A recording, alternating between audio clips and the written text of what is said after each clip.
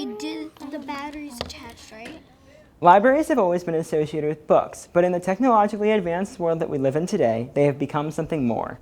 A recent study by Pew Research Center showed a steady decline in library foot traffic since the year of 2012. Only just recently, in 2016, has the traffic started to increase. Will libraries be able to keep up the positive trend? Mrs. DiMaria speaks on libraries moving forward.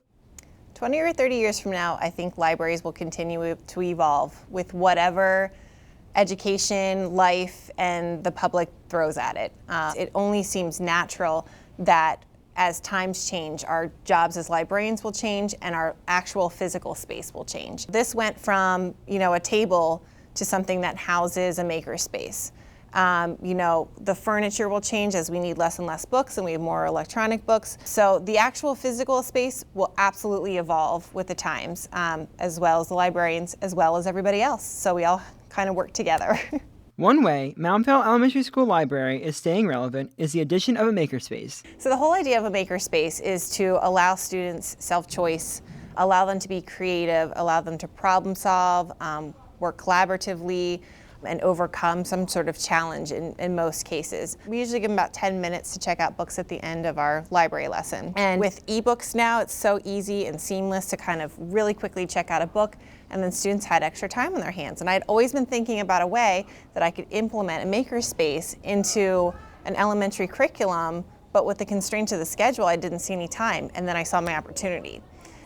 This is challenging. It is challenging. It's supposed to be the point, though. Mrs. DiMaria used the majority of her book budget in the attempt to create a makerspace in her library. After realizing that money was tight and there was a need for more, she applied for a grant.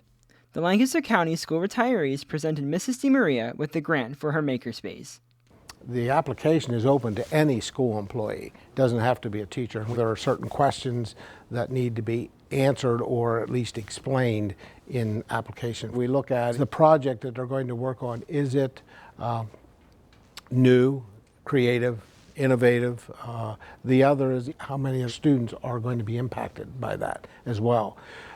So we want to see the money to go as far as it can. At this particular stage for Makerspace in the library is excellent because for the amount of money that is spent, it has the opportunity to reach more students and even more teachers, be available to more teachers. I think the most important thing about a library is being able to provide resources, okay, for students, teachers, the public in general. In other words, not everybody can afford to have every book, every video, or everything is available, whereas the library provides that avenue for people to have access to everything in that sense.